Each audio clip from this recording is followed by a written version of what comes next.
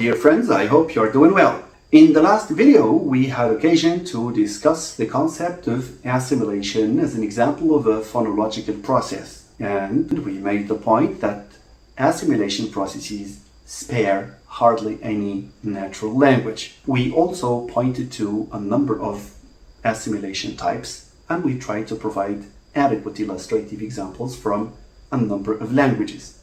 If assimilation results in sounds looking more like each other, dissimilation is the total opposite. It's a process that results in sounds being different from each other. This is what we can refer to as identity avoidance behavior.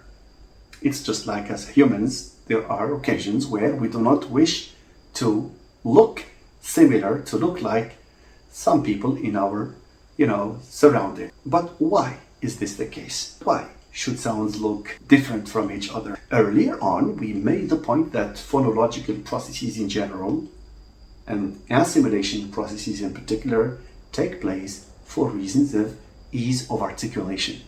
Human beings are by nature lazy. People do not wish to take all the time and to invest all the effort in the production of specific sounds with all their features, especially when these sounds are in a sequence, when these sounds occur in what we call connected speech, because we anticipate the coming of other sounds and we take features from sounds and merge them with the others, and that's the result. And the result, of course, is assimilation. In dissimilation, on the other hand, the motivation is not articulatory, as is the case with assimilation, but rather the motivation is acoustic. If sounds are made similar, then this will be problematic to the hearer to process and to perceive. Let's take the Moroccan Arabic word for use, which is stamil. If you hear this word in the course of a conversation, then you are less likely to hear stamil than to hear samil. T has completely disappeared as a result of total assimilation, swallowing the T, and making it an S. In dissimilation, sounds do not look like each other. It's a process that makes sounds different from each other for acoustic reasons in order for a better perception of these sounds. Before we proceed with examples, I would like to point out that dissimilation, like assimilation, can affect consonants and vowels alike. However, in assimilation, when the process affects vowels, then we talk about vowel harmony rather than assimilation. In dissimilation, we talk about vowel disharmony rather than dissimilation. And now we move on to concrete examples illustrating the phenomena. Before that, I would like to point out that so many students have difficulty understanding the process of dissimilation. I think that providing direct and more transparent examples will help us, explain the phenomenon in an easier way. So in illustration of dissimilation as a phonological process, we will give examples from the Amazigh language and examples from the English language. Let's start with the English language examples to illustrate dissimilation. All of us know that there are adjectives in English that end in al, like doctor, doctoral, politics, political, feature, featural, etc. We also know that some of the adjectives end in ar, like particular, solar, tabular, from table, singular, from single, similar, vascular, etc. The question that arises here is, why is it that English has chosen two affixes to express the idea of a noun, to derive the adjective from some nouns? Wouldn't it be better, more economical, for the language to have recourse only to either AR or AL?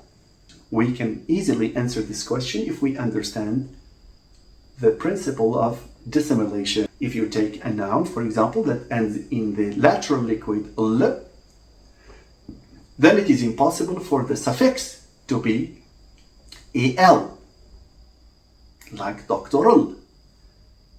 Let's compare these two words. Can we have single, singular? No.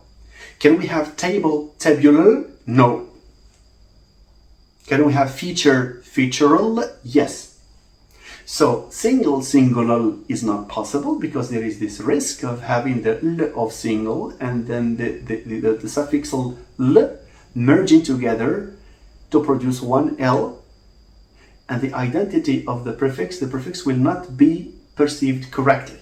So there is recourse to this dissimilatory process to make the two sounds different, because if they are different, they will be distinguished.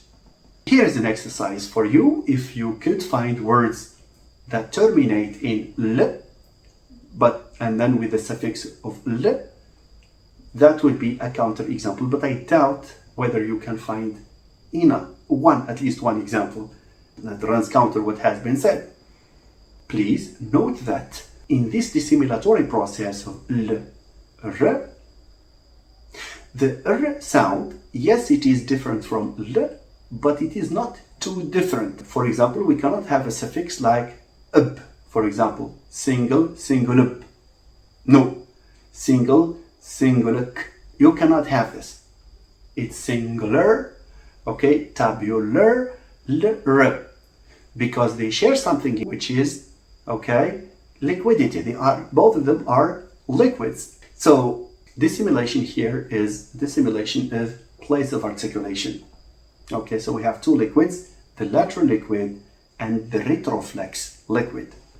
Lateral liquid in the suffix loses its identity or part of its identity. Okay, it still remains a liquid, but it has lost this laterality. So this is an example of dissimilation from the English language. And now we move to examples of dissimilation in Amazigh. In the Amazigh language, different varieties of course, there is a type of morpheme that we refer to as the agentive. Agentive meaning the doer of the action. In Amazigh, if we want to express agentivity, that is to say, if we want to take a verb, for example, and transform it into a noun expressing the doer of the action, all that we need to do is add a prefix am. For example, the word for plowing the land is kriz, which is shiriz. So kriz, that's the shnahit, which is shiriz in Amazigh and shaz in Tarifi, but the root is the same. So let's take kriz here as a verb. If we want to convert the verb kriz into a noun expressing the agentive, expressing the doer of the idea of the doer of the action, then we have kriz and then we have am. So it's am krez. So it's am krez. Zwar, which means come first, we have am zwar, the first. Dukel, which means to befriend, the friend is am dakul. Nice. Of course, there is am duker, in duker, etc. So we have a verb and then we have am, okay, to express the idea of the agentive. Now, think of verbs that involve a labial consonant. Now let's think of verbs that involve a labial consonant and we will see what happens. If I have a verb like mger, mger, elsewhere it's mjer, mja, which means to harvest. Now, the one who is doing the harvesting, that is to say the agentive noun, should normally be am mgar, am mgar. However, because there is a dissimilation process in Amazigh in general and in Tajnahit in particular, the of am, the prefix, okay, should be different from the that we have inside the verb of mger, because mger starts also with an M sound. Therefore, we have this process of labial dissimilation. So the native speakers do not speak of am-mgar, but rather an-mgar, the one who is doing the harvest. A second verb is mil, which means show. It's mir, elsewhere in the other dialects, like Tenerife, for example. Okay? Mir or smir. But in Tashkent, it's mil. The one who shows something to someone is normally mal. But because the two M's come together, there needs to be dissimilation. So the surface form is mal. Okay? Same thing for المد. المد, which means to learn. Normally it should be المد. However, a dissimilatory process interferes and makes المد as المد. So this is again a good illustration of a dissimilation process. All in all, dissimilation is a phonological process, the consequence of which are two sounds that look different from each other, and the motivation is, as I said, primarily acoustic. Thank you very much, and let's meet in another video.